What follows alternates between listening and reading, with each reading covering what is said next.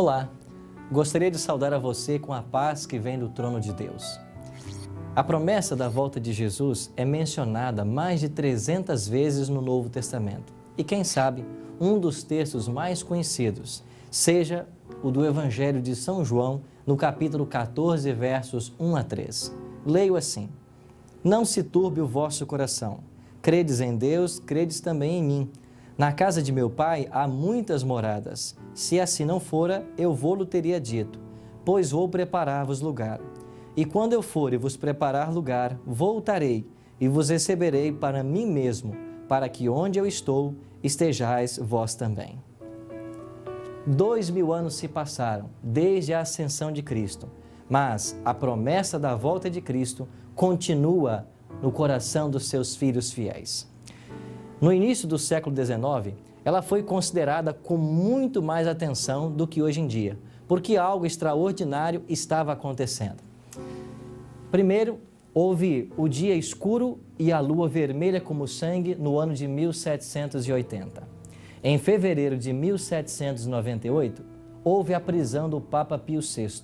E todo mundo perguntou o que estava acontecendo. A prisão do grande líder religioso. Em 1833, nós tivemos a famosa queda das estrelas.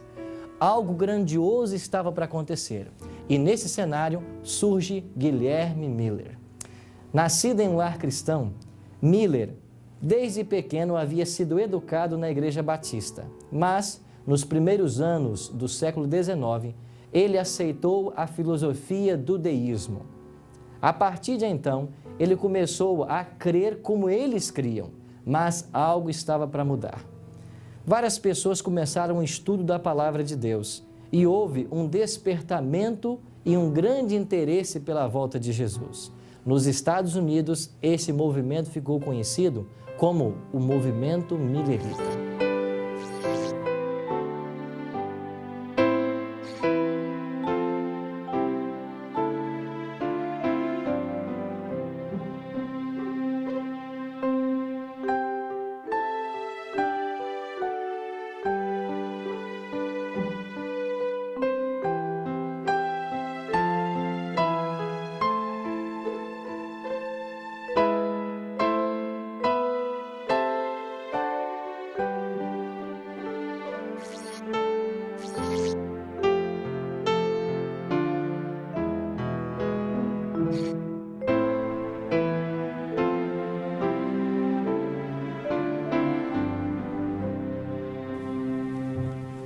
O movimento Millerita nasceu no século XIX. Guilherme Miller conseguiu reacender a chama da verdade de que Jesus voltaria a essa terra antes dos 1000 anos, contrariando o pensamento predominante de que a civilização chegaria a um apogeu, haveria 1000 anos de paz antes da volta de Jesus. As profecias de Daniel relacionadas a períodos de tempo, desde a Idade de Ouro de Babilônia até o Quarto Império, Roma, com a sua queda em 476, era tido por todos com muita claridade. Porém, o período que separava o Quarto Império até a volta de Cristo ainda era obscuro no estudo das profecias. Em Daniel, no capítulo 12, versículo 4, o anjo disse assim para Daniel: Tu, porém, Daniel, encerra as palavras e sela o livro até o tempo do fim. Muitos o esquadrinharão e o saber se multiplicará. Essa profecia cumpriu-se literalmente. Piedosos estudantes da palavra de Deus começaram a buscar o significado desse momento profético que eles estavam vivendo. Entre eles estava Guilherme Miller. Mas Guilherme Miller não foi o primeiro a estudar as profecias de Daniel. Pastor Tim, antes que Guilherme Miller chegasse às suas descobertas em Daniel, já havia outras pessoas que haviam estudado o livro e chegado a algumas conclusões? Com certeza. Nós temos, por exemplo, Joaquim de Fiore, ou Joaquim Flores, na Idade Média, Martinho Lutero, no período da Reforma, e outros mais. Um indivíduo que se destacou realmente no estudo das profecias foi Sir Isaac Newton. Ele escreveu mais sobre religião e profecias do que realmente sobre ciência. E nós temos aqui um manuscrito original dele, do punho dele mesmo, sobre a brevidade da segunda vinda de Cristo. Aqui na frente nós temos a sua obra, Observações sobre as Profecias de Daniel e o Apocalipse de João, publicado em 1733. Esta é uma cópia original que nós temos. E, por sua vez, aqui está a tradução ao português, publicado no Brasil, em São Paulo, pela editora Édipo. Então, isso aqui é uma preciosidade. Esse manuscrito original pertence aqui ao Centro de Pesquisas Adventistas da Universidade de Andrews. Mas existem outros autores que também escreveram sobre esse assunto. O aprisionamento do Papa Pio VI, em fevereiro de 1798, assinalou o início do tempo do fim, onde houve um grande despertamento no estudo das profecias bíblicas em todos os continentes do mundo. E Guilherme Miller e o seu movimento chamado de Millerismo foi parte desse grande movimento mundial, com ênfase aqui na costa leste dos Estados Unidos.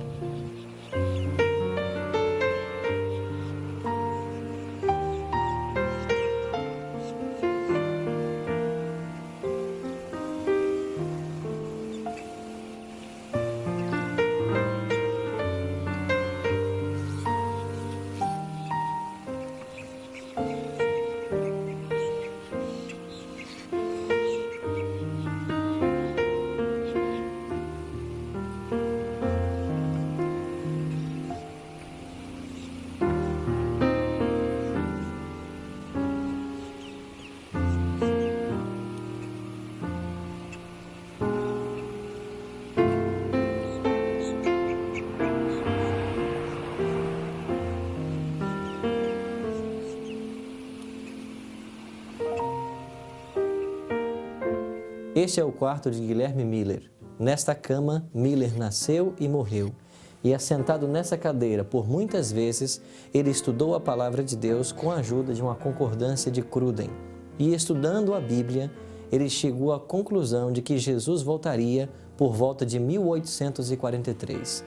Ele tornou-se o pai do movimento millerita. Pastor Tim, qual a importância do movimento millerita ou o impacto que ele causou na história americana? Guilherme Miller pregou seu primeiro sermão em Dresden, em agosto de 1831.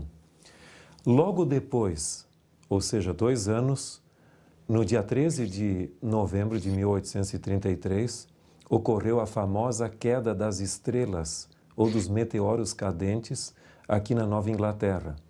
Até isso foi amplamente divulgado na literatura daquela época. Mas à medida que o tempo foi passando, o movimento foi criando vulto. No início, Miller era apenas um pregador isolado e ele ia onde era convidado, aqui, ali, etc. Mas, principalmente a partir do ano de 1838, outros ministros começaram a se unir a ele. Ele recebeu uma credencial ministerial assinada por 17 clérigos de várias denominações. Então, ele não era um indivíduo por sua própria conta. Ele também havia já recebido antes uma autorização para pregar de 2 igrejas aqui dessa localidade. Mas a realidade é que a partir de 1839, do final do ano, e também início do ano seguinte, o movimento criou vulto. Então, na história americana, nós consideramos o movimento millerita como existindo de 1839 até 1844 com o desapontamento. E depois houveram ramificações. Nós não temos uma ideia exata de quantas pessoas se uniram a ele. Sabemos que cerca de 200 ministros ordenados se uniram a ele na pregação da segunda vinda de Cristo nos Estados Unidos, sem contar um número bem maior de pregadores voluntários. A estimativa quanto ao número de adeptos que o movimento interdenominacional millerita teve oscila em torno de 50 mil a 100 mil adeptos formais. Mas há um autor chamado Cross, no seu livro The Burnt Over District, que falam que existiam também cerca de 1 milhão de céticos expectantes. Pessoas que não esperavam a vinda de Cristo, mas que criam que alguma coisa poderia ocorrer naquela época, de sobrenatural. Agora, em termos literários, é impressionante que o movimento milerita tinha cerca de 40 periódicos diferentes publicados nesse curto período de tempo, sem contar inúmeros panfletos e livros. Foi um fenômeno literário nesses 5 ou 4 anos de existência do movimento. Pastor Tinho, o senhor poderia explicar para nós, quem sabe brevemente, o que a palavra de Deus quer nos dizer quando Daniel diz que o santuário seria purificado depois que se passassem 2.300 tardes e manhãs? Se nós abrirmos a Bíblia em Daniel capítulo 8, dos versos 9 a 14, nós temos a descrição da atuação de um chifre pequeno que se tornou muito grande. Algumas pessoas procuram interpretar esse chifre como sendo Antíoco Epifânio. Mas, em realidade, no período intertestamentário, a atuação dele foi significativa, mas tinha uma dimensão local, não teve uma dimensão tão ampla. O verso 14 nos diz que, depois do período de atuação desse chifre pequeno que cresceu, o santuário seria purificado.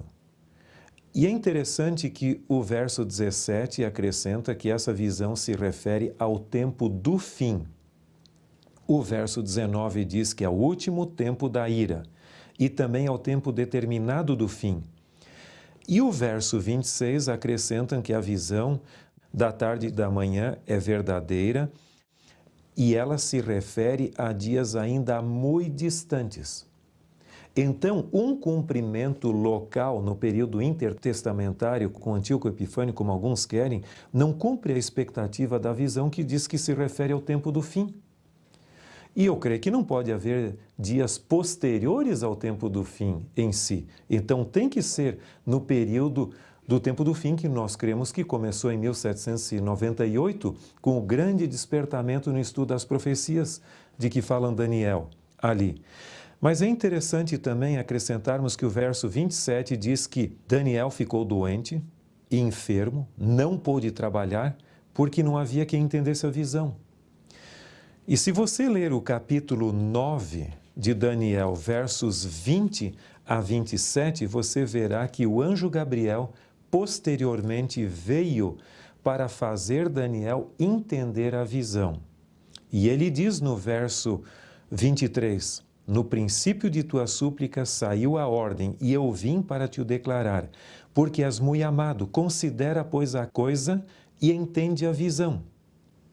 E o verso 25 acrescenta, sabe e entende, desde a saída da ordem para restaurar e para edificar Jerusalém.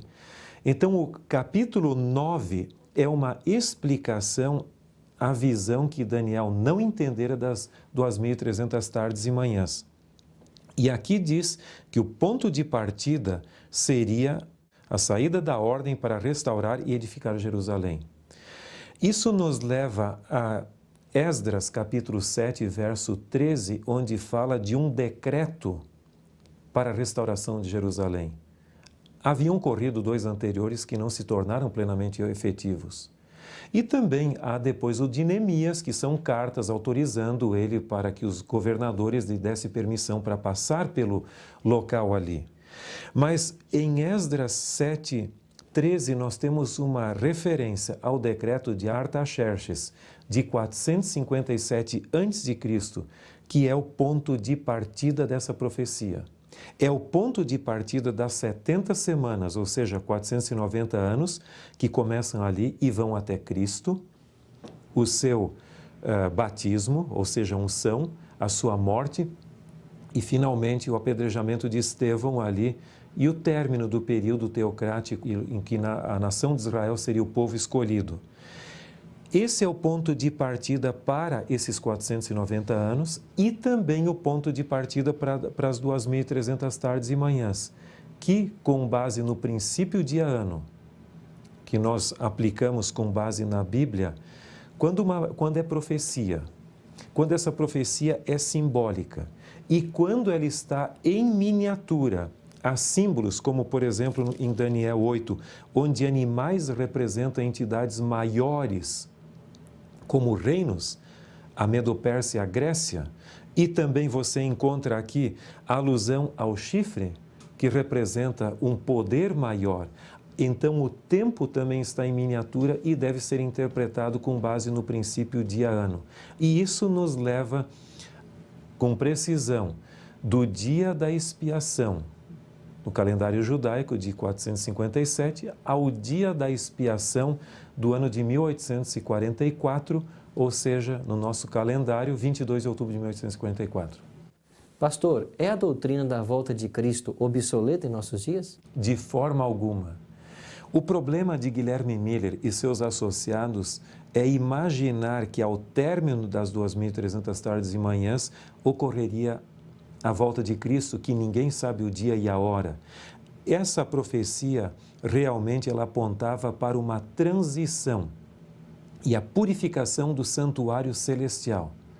Algumas pessoas perguntam se o santuário celestial deveria ser purificado, mas nós temos um texto muito importante que nós encontramos em Hebreus, o capítulo 9, o verso 23.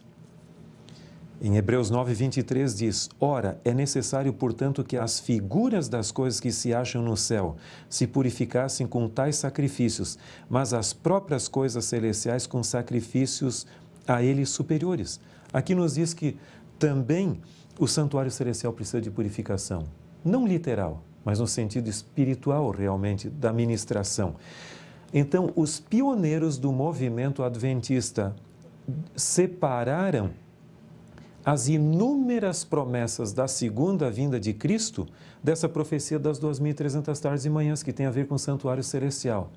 E essas promessas da segunda vinda de Cristo continuam falando a nós ainda hoje, que ainda não tivemos o privilégio de ver o cumprimento dessa profecia. Agora, pastor, no âmbito pessoal, qual é o benefício que eu tenho em crer que Jesus logo vai voltar? Em primeiro lugar, crer na segunda vinda de Cristo literal, visível, é muito importante porque é um ensino fundamentado na palavra de Deus. E aquele cristão que vive de toda a palavra que procede da boca de Deus, como diz Mateus 4,4, ele não pode deixar de lado um ensino tão importante das Escrituras. Então, a crença na segunda vinda de Cristo significa fidelidade à palavra de Deus. Mas, em segundo lugar, ela representa também uma grande bênção para nós. O mundo é cheio de problemas, de pecados, a morte leva os nossos entes queridos e nos separam deles, e a volta de Cristo vai restaurar o mundo como um todo. Nós seremos transformados fisicamente e em todos os aspectos, e além do mais, a distância do tempo e do espaço deixarão de existir e nós estaremos de volta com nossos amigos e entes queridos e com os remidos de todas as épocas que nós nem tivemos o privilégio de conhecer, e entre eles está Guilherme Miller. É extraordinário pensar no fato de que essa promessa do retorno de Jesus motivou Guilherme Miller e centenas e milhares de pessoas numa grande expectativa por esse evento em 1844. Eles estavam interpretando erroneamente os símbolos da profecia, mas agora em nossos dias essa promessa continua vigente e deve estar latente em nosso coração, porque crer na volta de Cristo é aquilo que motiva o cristão a uma entrega completa, a uma vida de consagração, porque em breve, como a palavra de Deus nos informa, Jesus vai voltar. E quando Cristo voltar, Ele vem para dar a recompensa àqueles que se prepararam para isso. Não deveria eu e você hoje buscar o preparo devido para receber a Jesus em glória e majestade? A minha decisão hoje é que, após haver compreendido que em breve Jesus voltará, decido hoje me apegar às promessas da sua palavra de que em breve virá e fazer todos os preparativos para estar pronto naquele glorioso dia e também ajudar meus parentes e amigos a se prepararem para que muito em breve encontremos Jesus nas nuvens dos céus. Se esta é a sua decisão, ore comigo agora. Grandioso Deus e bom Pai, obrigado pela tua promessa de que em breve voltará para buscar a todos nós. Que nós possamos acreditar que breve Cristo vai voltar e buscar em nosso viver diário fazer todo o possível para estarmos prontos para este glorioso encontro. Em nome de Jesus nós choramos. Amém. Os mileritas, logo depois do grande desapontamento, se dividiram em 3 grupos. O primeiro deles, liderados por Josué Raimes, cria de que a data estava errada, mas o evento correto. Ou seja, Jesus poderia voltar a qualquer momento, mas não no dia 22 de outubro, como eles pensavam. O segundo grupo ficou conhecido na história como os espiritualizadores, e eles receberam esse nome porque acreditavam de que a data estava correta e o evento estava correto. Ou seja, Jesus havia voltado em 22 de outubro, mas a sua vinda havia sido uma vinda espiritual. Um terceiro grupo, e entre estes estavam aqueles que formariam a Igreja Adventista do Sétimo Dia, acreditava de que o evento estava errado, mas a data estava correta. Ou seja, alguma coisa de fato aconteceu em 22 de outubro, mas não foi a volta de Cristo. Então, a este grupo competia responder 2 perguntas. Primeiro, o que de fato aconteceu no dia 22 de outubro? Segundo, qual seria o santuário a ser purificado? Por isso, a doutrina do santuário será precisamente o tema que nós iremos estudar em nosso próximo encontro. Até lá!